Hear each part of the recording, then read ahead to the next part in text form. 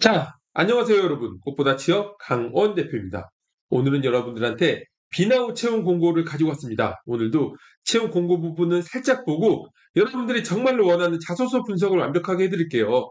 비나우 자소서 분석이 4가지 항목인데, 그런데 항목별로 글자 수 제한이 없어요. 굉장히 자유로워 보이지만 오히려 이런 자소서 작성일수록 좀 더 전략적으로 해야 되거든요.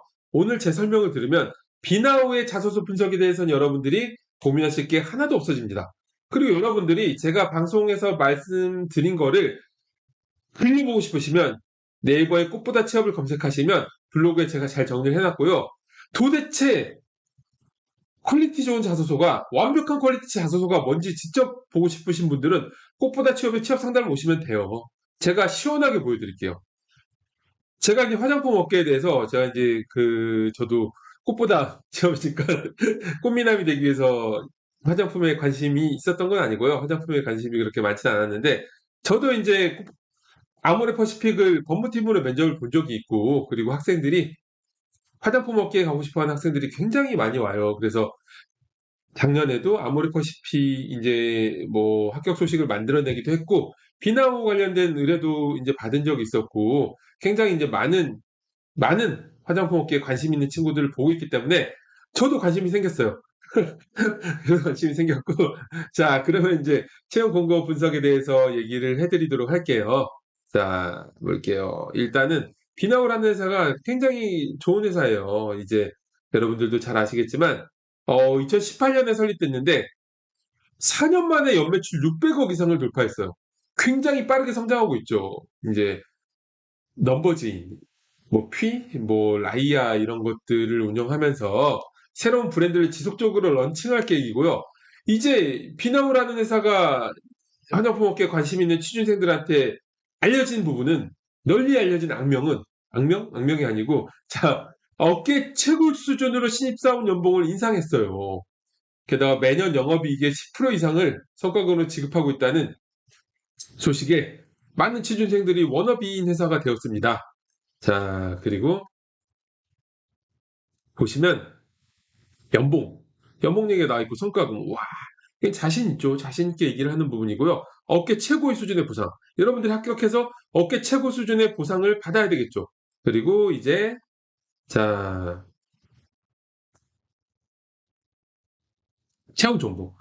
직무가 있는데 일반직 자격 요건은 4년제 학사 졸업 이상 뭐 이런 것들 일반적인 거니까 넘어가고요. 직무들을 볼게요. 직무를 보면은 전략 지원, 글로벌, 자, 그리고 이제 BM, 마케팅, 디자인, 이렇게 직무들이 있고, 이게 이제 일반직이잖아요. 그리고 이제 전임직이 있어요. 전임직 자격 요건은 고등학교 이상 졸업이고요.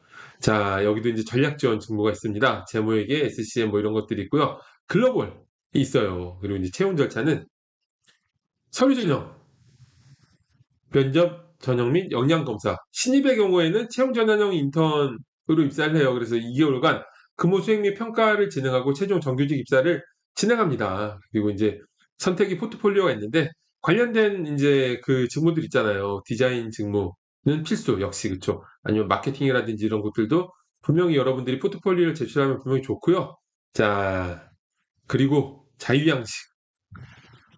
은 이력서죠. 자기소개 문항은 이제 제가 분석을 해드릴 건데, 자, 근데 바로 자기소개로 들어가도록 할게요.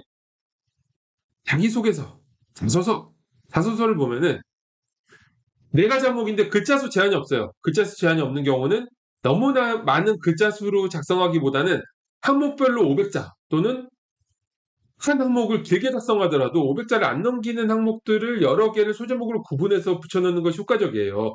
채용 담당자가 볼 때 일단 500자로 적어놓은 자소서는 이제 이런 느낌이잖아요. 한눈에 보여요. 이제 근데 한 가지 얘기를 갖고 1000자를 이렇게 적게 되면은 이렇게 되거든요. 이 사람이 글을 잘 썼는지 못 썼는지 컴팩트하게 썼는지조차도 자세히 읽어야지 알 수 있어. 이제 이렇게 되면은 과제가 되잖아요. 자, 이제 취업 준비라는 게 채용 담당자가 싫어할 만한 행동을 하면 안 되고, 그리고 이제 호불호가 갈릴 만한 행동도 하면 안 돼요. 이런 건 이제 불호가 생길 수가 있다. 그렇기 때문에 500자를 가지고 전략적으로 진행하는 게 좋고요. 먼저 자기소개 및 지원 동기.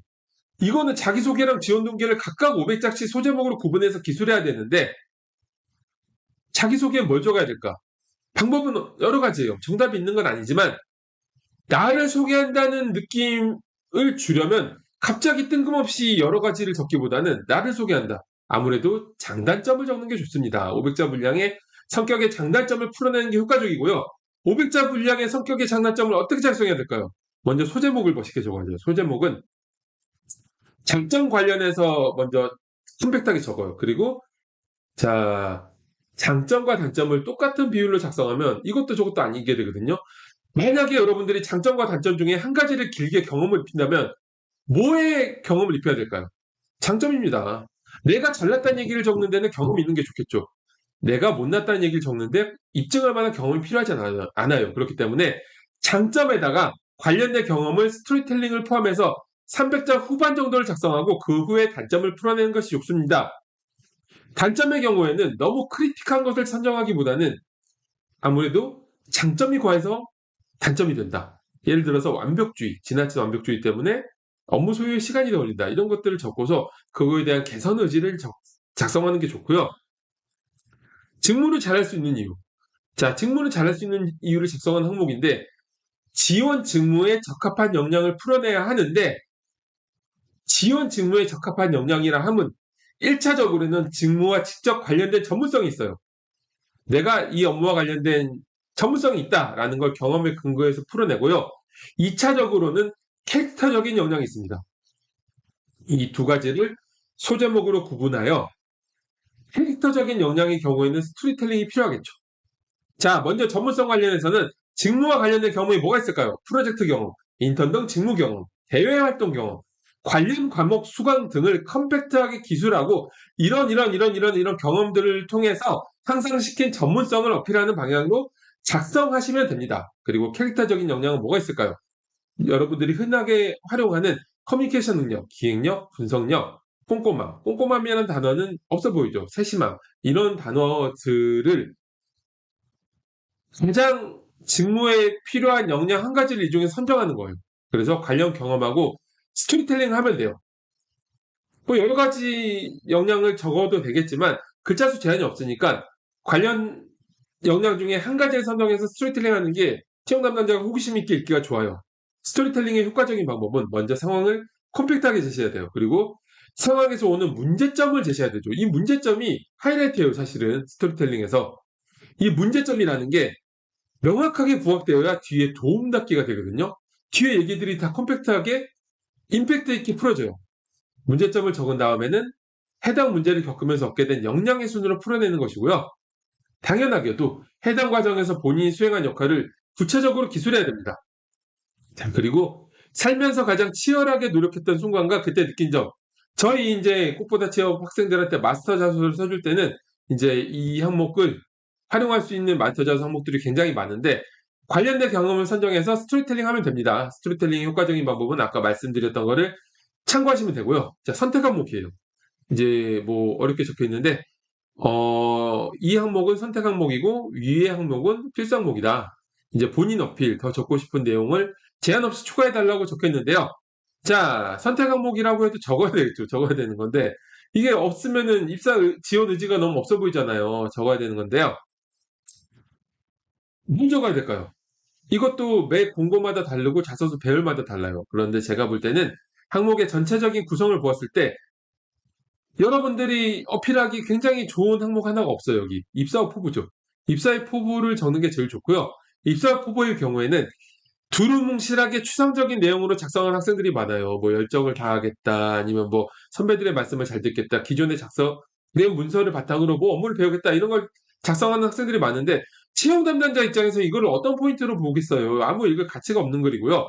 이런 추상적인 글보다는 직무 중심의 명확한 커리어 플랜을 구체적으로 풀어내서 직무에 대한 관심도와 전문성을 어필하는 것이 효과적입니다. 자, 여러분들이 제가 오늘 비나우의 채용 공고에 대해서 말씀을 드렸는데요.